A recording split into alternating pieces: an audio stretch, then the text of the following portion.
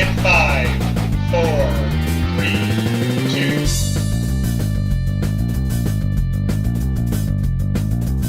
2. Welcome to Exploring Hobbies. I'm your host, Randy Nunez. And today's hobby we're going to talk about is record collecting. And here to talk about record collecting is Warren Westfall. Welcome to the show, Warren. Thank you for having me. So how did you get started in record collecting? I must have been 7 or 8 years old. Second grade, I happened to like classical music. My second grade music teacher, when she found that out, used to give me duplications of classical records that she had in her collection, wanting to encourage one of the few students in her class who liked classical music. And I instantaneously took to it. And after then, collecting records just seemed to be something that I did, completely into what, I can remember in the early 60s, having a paper route with which I made $13 a week. And probably half of that or more went to buying records. And back then it would be the mono to stereo transition. You could go to stores like Tops, long gone, and buy, mono records for 49 cents. You could buy a lot of records at 49 cents. So that's how it started for me.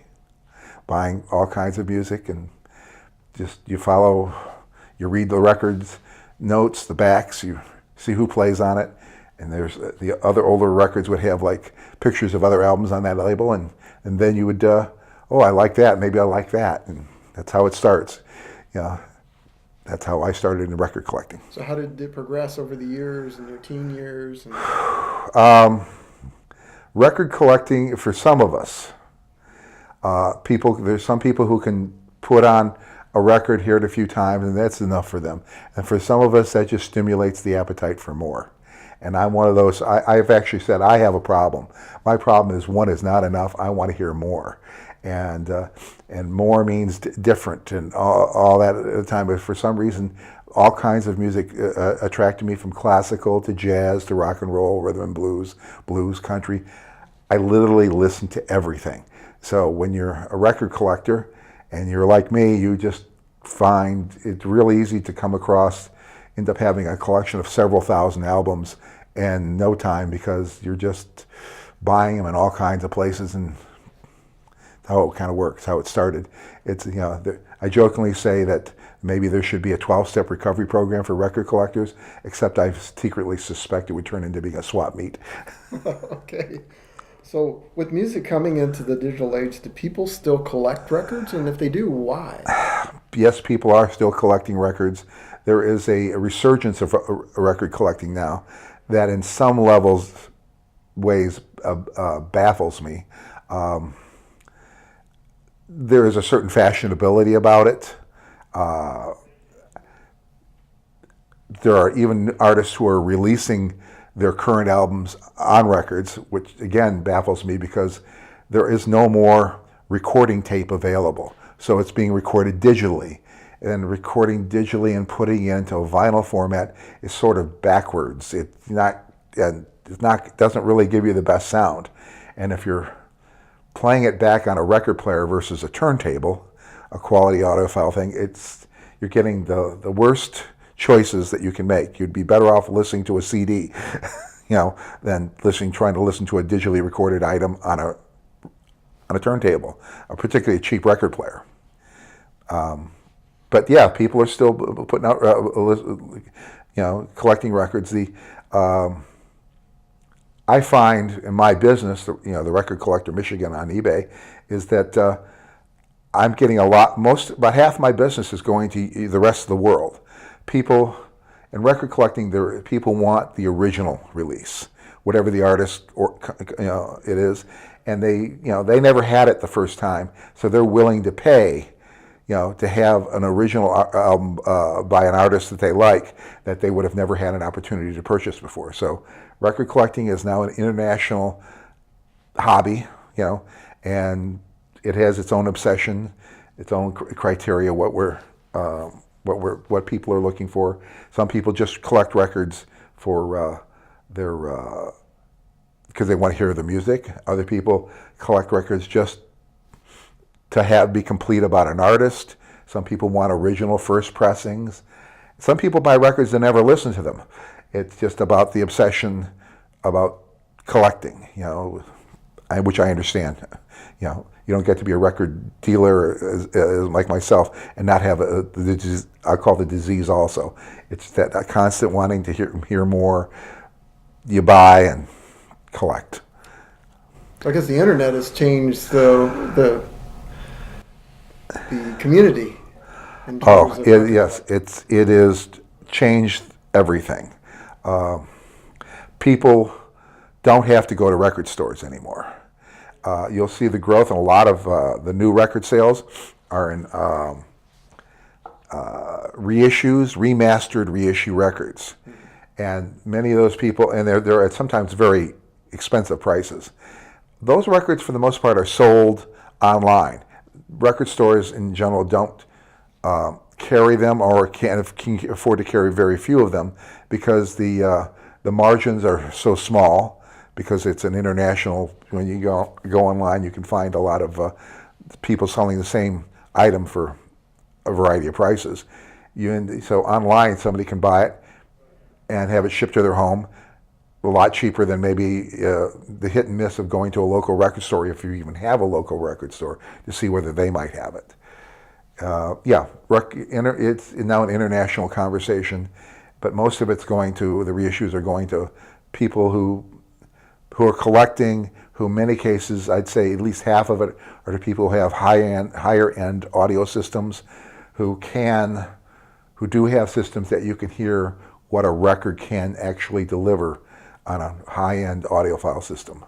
And you have no idea what a high-end system can cost. I just recently posted on my Facebook page, Record Collector Michigan, the most expensive turntable out there is $650,000. Wow. And that's not including the cartridge or the arm. Without a Cartridge or an arm, $650. And and the speakers, the most expensive ones I saw were $1.2 million. That's a little high. Well, if you can afford to buy this, you're probably having a room in your home, custom made, and with sound baffles for the perfect listening experience. For those people, money is really not an object. We mere mortals generally can't hear that, But that's a very high-end conversation anymore.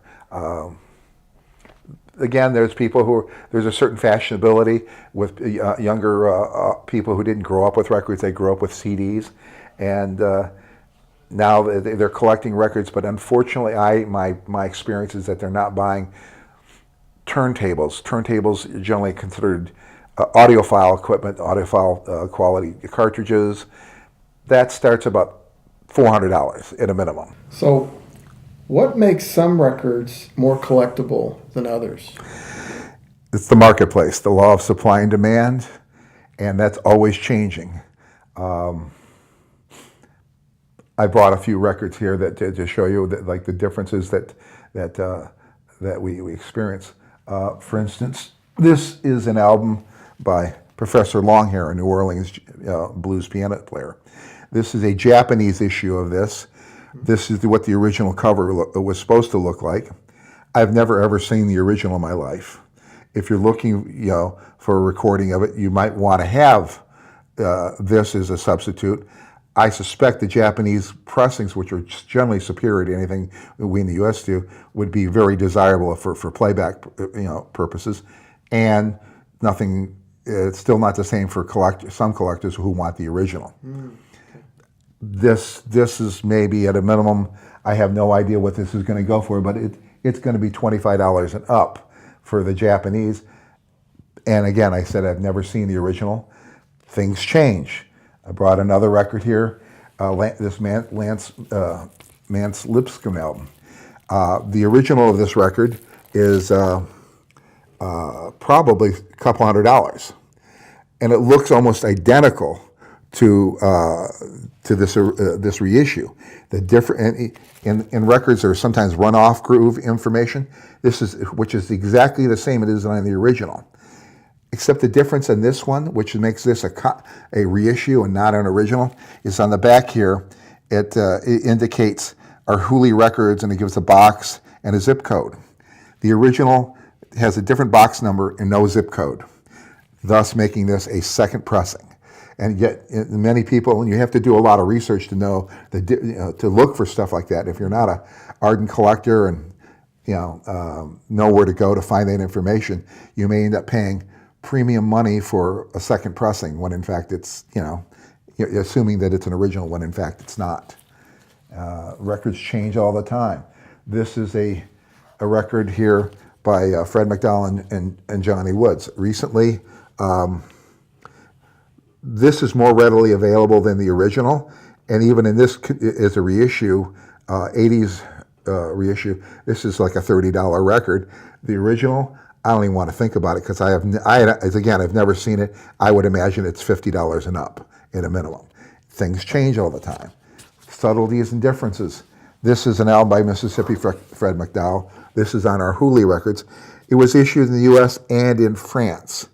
Even though it was issued at the same time in France, it's not a reissue, but it's not the original issue because the U.S. would be considered, and it's almost virtually identical to the U.S. except for little catalog numbers and the information on the label being in French. So the difference in prices could be very, very subtle things, but people want the original. They want the first one that's... Some people do. Okay. Not everybody. A lot of people just want to hear the music, and some people lack the distinctions about what's an original and not. And there's a couple of sites I'd like to recommend people, and it takes some time to play with to learn. There's a site called Discogs.com. Okay. It says a discographical background about a lot of records and when they were issued, and you have to spend some time learning about what it does, but it's very good at. They also sell records there, but people who buy records have a tendency to want to share their information and what they do, and it's very helpful to find out what the difference between is that record you're looking at, an original or repress, and you need that kind of thing. I think also I would say. Was it PopPsych, POPSIKE.com. It is a site that keeps track of eBay auctions and lists the most expensive records. And if you go there now, they'll even give you a list of the most expensive records that have been sold on eBay over the last several years. And that tells you more, and that's when doing research for myself and selling. And sometimes I will going there, say, like, I can't find any reference to a record, and all of a sudden I'm surprised to find it there, but it's not common knowledge, So the internet is your friend. The internet is your friend, and sometimes it tells you information that you'd rather weren't true. It's. I think I might have shared with you a record that I put up a couple of years ago. Was a classical record. I put it up for $10, and if I would have got the $10, I would have been very happy. It went for over $700. Wow. Little did I know that it's considered an audiophile collectible record. It's so few of them sold that it didn't show up on a common search. Later on, I found it on PopPsych, but there was no other reference to it any other place. Collecting is, one has to do research, and trends happen. If you remember, a few years ago, there was a Volkswagen commercial used a song by Nick Drake. Back in, from before that commercial, Nick Drake records were pretty common, $10, $15 records in a good day. After the commercial, generated this huge interest in him, and all of a sudden it was going for $50 to $100. A year or two after the commercial was done, it got back to the normal prices. And so many people were buying at inflated prices, are now stuck with records they can't even get their money back. So it's also point in time. Point in time. Things change. And then there are artists that no longer matter, then for some reason get a resurrection. That and you're quite puzzled. Sometimes I'm puzzled at why certain artists sometimes are picked out and said, oh, this is a highly desirable thing, and other artists go on. So where do people find records? I mean, there's no record stores anymore. Well, there are record stores, and Detroit has quite a few small ones. I could say, Detroit has a lot of record stores, but they tend to be smaller. Increasingly, you find them in less economically advantage neighborhoods, because at the price of rent, you can't afford. My store, I closed it in 2012, was in downtown Ferndale. The demand for records, and the only one who was, it was such that I couldn't. My landlord was making money, my employees were making money, the taxman was making money, but I wasn't, because the rent was prohibitive. There are people who are opening in neighbors. I know there's one store, Hello Records. It's on Trumbull, south of where the Old Tiger Stadium was. It's not a very profitable neighborhood, but the rent's cheap, and they're getting enough records, and they're probably selling them at the store as well as selling online, so that they can be profitable. And then increasingly, you'll find a lot more record stores in more economically challenged areas. It's just very difficult the more affluent the neighborhood, the harder it is in rent, and the harder it is for a record store to exist. So I would imagine it's all online, especially with eBay. Yes, eBay is going to be one of the best places to find out what the real value of a record is. And many people will call me, what's it worth? And I say, well, you go to eBay and look at how many people are selling. If there's 20 people selling your record and it's anywhere from $5 to $50, you have to be clear on those distinctions. But having 20 people selling that record tells you it's probably not all that desirable. But the most important thing is there's a little button that says completed sales. And that's the most important one. How many people actually sold it? What did they get for it? And what was its condition? Okay. Well, I'm assuming that with records, like with a lot of collectibles, condition is king. So how do you determine the condition of a record? I'm assuming the record cover is also absolutely from a condition standpoint. So how do you determine? Is there some kind of system to help you? There's a couple of systems. I happen to use God, I'm blanking here. I know what I want to say. Goldmine, the Goldmine standard, which I actually print in my record listing, so that when I say a record is near mint, it'll be further down the listing. It'll say what are the conditions that warrant calling something near mint, and like this, because it's in the original shrink, and I would indicate it in auction that this is an original shrink, near mint.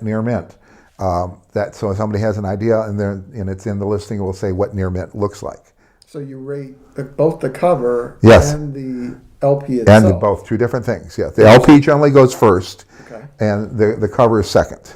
Okay, and then you grade from near mint to what? Mint is probably sealed, never been opened, and to all of a sudden down to well enjoyed, which is like good, good plus, very good. Common records you would expect. Common records that are acceptable sale can be very good to very good plus. That means they're not pristine, but they've not been abused. The records themselves might have a minor flaw or two, but nothing that will, for the most part, deter you from the enjoyment of the record. That's where most records are. Okay. So we have our records. We have a lot of records. How do you properly care for them so that they're near mint, they stay near mint? Not putting your fingers on them, it starts. How do you put it on a record player if you don't put your fingers on it? It's making, if you notice, I take my hand. Mm-hmm. This is holding on the edge? On the edge, using my finger toward the center. In this way, my fingers generally never touch the record. Touch the groove, because your fingers have acid. Acid affects things. Fingerprints can affect the sound of a record. Now, if you get seriously into record collecting, you go to one of the things, you end up buying a record cleaning machine. They have record cleaning machines? Oh, yes. You can spend several $100s to $1,000 for a machine that it literally almost looks like a record player. It scrubs the grooves. You use a fluid to rinse it, and it makes a huge difference getting the dirt out of a groove. That's part of the problem. Per square inch, a needle in the groove is over a ton. So if you have dirt in the grooves, you're grinding it back in. So with a record cleaning machine, you're actually extracting the dirt, getting as much as you can out of the groove. And then again, there's a variety of solutions that aid that. You can get as far in this hobby as you want. You can spend as much or as little. I generally advocate that, on a personal level that people buy records to listen to because they want to enjoy it. One of the advantages of records versus a CD is that I call it the 22 minutes. The average side of a record is 22 minutes, and then you have to get up and physically turn it over. You also wake up. It's the reason many older people are used to know that the hit songs on the side 2 of a record, because they had to wake up and pay attention. You put a CD on, and after 22 minutes, your attention span starts diminishing, and you may not even remember the last half of the CD. And with streaming, it's more the same. So you can clean it, but is there any particular things you should how to take care of the jack at certain stores? You can. I advocate the more you want to do, you can get polyline sleeves. That the records inside of the sleeves is has. Oh, here's this Japanese. I'll show you. This is a Japanese polyline. Oh, it's not made of paper. Paper. Not made of paper. This is cuts down on all kinds of stuff. And there are plastic lined versions like this will sit into a paper sleeve. This is the most preferable way to do it. But here's another thing when you come to sleeves and the insides. Many collectors, if you have the original sleeve that it came in, maybe it has some record company information in it. People would like that included also. Oh, the insert. The insert, if you want the original insert that it came in, that may have a list of other things on that label. That's part of the collectability. All this stuff changes. So, anything to protect the covers themselves? Yeah, what's available are 3 or 4 millimeter plastic sleeves. You can purchase a variety of places online. I don't know many stores that carry them anymore, but you can do that. That also helps. If you're going to be a record collector, invest in some good, at least good paper sleeves, new paper sleeves, because with age, the paper deteriorates, and that deteriorating paper will affect your record. Storage, temperature, storage, humidity, anything like that might affect the records? Try to do room temperature, straight up. Not folded. Not folded down, not laying down. But that's the best way to do it, and try not to have wide ranges of temperature. Okay. So controlled. Reasonably controlled. Reasonable humidity, reasonable Yeah. temperature. Okay. So these people that collect records. Yes. We talked about it a little bit before. Do they collect them just to collect them? Do they collect them to play them? What's the difference between so you've got people who buy records and the people who collect records? So I'm assuming now everybody who's buying records is sort of in the collecting mode since everything's digital now. Right. I think that's accurate. Again, there are people. I know people who collect. I knew one Elvis collector doesn't listen to his records anymore. But he collects Elvis records of things to fit into his collection. That's part of his 45s albums. He's always looking for something he doesn't have, but he's not listening to it anymore. There are people who collect for a variety of reasons covers by certain artists that grace covers. On the jazz label, David Stone Martin. He did a lot of work for Verve Records. He has a particular drawing style. He did a lot of album covers, and the covers alone can be the reason generating an interest. Somebody might purchase that record just for the cover. Roger Dean in the 60s and 70s, who did a lot of the Yes albums, those sort of fantastic, drawing. Those were a bit of collectability. R. Crumb, the underground comic artist, his covers are highly desirable, and I forgot to bring one that I wanted to show you. But it can be something as subjective as that, rarity, of course. Many records, what determines is with records, a record that didn't sell well initially can be the most desirable thing later on in life. Yes, it's obscure. In Detroit, we had a lot of independent R&B artists that records didn't really sell when they came out because they didn't have any promotional push. Those have become some of the most sought after, rare, expensive records imaginable. And the people who know most about them are the British, in the way that no American knows, because they're the ones buying it. They call it Northern Soul. And it has a whole life of its own of what people are looking for. Thus becomes the importance of using places like Discogs and PopPsych to find out what records are and who wants them and what price. I just, in general, on a personal level, buy records you want to listen to because you enjoy them. If you're going to do this as a business, be prepared to do a lot of work. I generally say buy records to listen to, and that's, you'll be much more satisfied, because once you go down the tunnel of collecting for investment, it's like anything. It's like if you're playing the stock market, if you're not trained in doing the stock market, you're going to probably lose. Okay.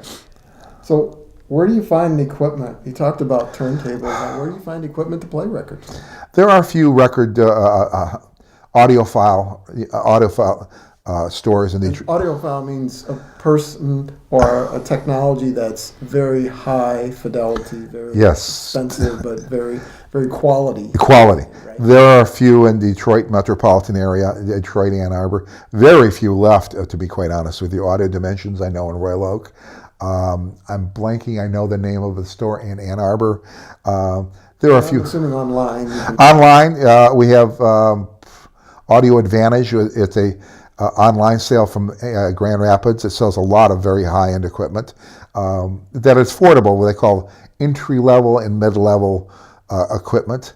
The only thing I would suggest when it comes to buying a turntable, if you can find that turntable available locally, I would suggest you do that, because setting up a turntable properly can be the difference between getting what a record can deliver and not. Set it up improperly and you're destroying your records. You could spend a lot of money on some equipment and not get the value out of it. Exactly.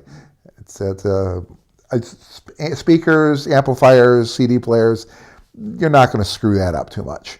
But setting up a turntable properly, getting the right balance, that's almost an art.